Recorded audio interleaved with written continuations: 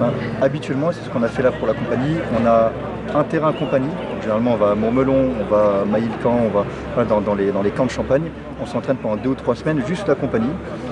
Ensuite, on a un centre d'entraînement. Soit on part au Santac, soit on part au Sanzub. Donc, nous, on est parti au Sanzub, donc le centre d'entraînement national en zone urbaine.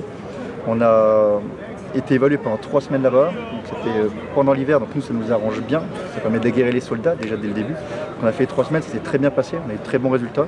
Et ensuite, on a continué vraiment sur l'aguerrissement avec 2 semaines au centre d'entraînement des Adelphes, qui est juste à côté du Tirailleur à Épinal. On a fait des missions commando pendant 2 semaines là-bas. Et ensuite, là, on finit la préparation avec tout ce qui est colisage, matériel. Et là, en fait, on est déjà sur le départ. Vous partez néanmoins que dans un mois et demi à peu près. Oui, tout à fait. Qu'est-ce qui va se passer durant ce mois et demi? Prise de perme? Alors, clairement, oui, il y aura des permissions avant départ. Les soldats en ont besoin pour voir leur famille. On aura tout ce qui est matériel, on colise vraiment tout le matériel, on vérifie tout. Une fois qu'on est bon, on envoie le matériel en avance de phase, comme ça quand nous on arrive, tout est déjà prêt. Et ensuite, on va continuer l'aguerrissement. Là, par exemple, hier, j'ai mes soldats qui partaient en marche au Gals, qui n'est pas très loin, ici dans les Vosges. On continue l'aguerrissement, mais à un niveau section, au lieu de le faire au niveau compagnie. Vos matériels, et là je parle notamment des BBC, sont déjà sur place? Exactement. Ou alors, mais ce sont les vôtres? Oui, ce sont les nôtres. Ce sont les nôtres qui sont déjà sur place. Donc c'est les nôtres, c'est bon. Ce sont les nôtres, mais ceux-ci ceux de la brigade. C'est-à-dire qu'on a un gros pourcentage qui sont les nôtres, mais on a aussi un pourcentage qui appartient à la brigade, les autres régiments de la même brigade tout simplement. Donc on va s'entraîner sur ces véhicules. On en est très content parce que là on a gagné 3 mois de combat mécanisé en montagne avec des champs de tir en veux-tu en voilà. En fait, on est très content de cette opportunité.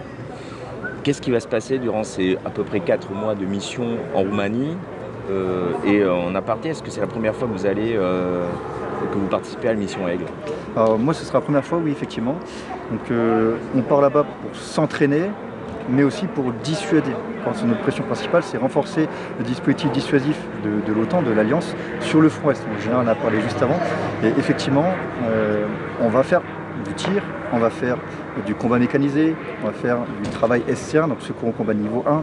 On va pouvoir faire aussi des formations. Donc les soldats qui vont être avec nous là-bas, on va pouvoir les agréer encore plus, leur donner des qualifications de tireurs véhicules infanterie, donc ceux qui sont dans les tourelles du VBCI.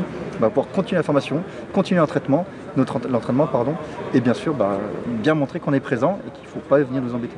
Alors vous êtes au sein d'un groupement tactique interarmes, ce qui veut dire que vous allez travailler avec des artilleurs, des sapeurs, mais aussi d'autres fantassins, d'autres pays même. Oui. Ça ne nous pose pas de problème puisqu'on a été formé pour ça, on l'a déjà fait. Lorsque je vous parlais tout à l'heure du centre d'entraînement national en zone urbaine, on était déjà avec d'autres renforcements qui n'appartiennent pas au 15-2. On s'est déjà entraîné ensemble. Concernant nos alliés, nous, on a été formés pour parler le même langage. Tout est codifié, mais vous le savez probablement déjà. Tous les termes militaires sont codifiés en anglais pour que tout le monde se comprenne. Donc nous, on sait déjà qu'en fait, on n'aura pas de problème avec eux. Vous allez travailler donc avec des Belges et des Espagnols? Oui, donc Belges, Espagnols, on aura quelques Anglais, on aura, sincèrement, on va être beaucoup de monde.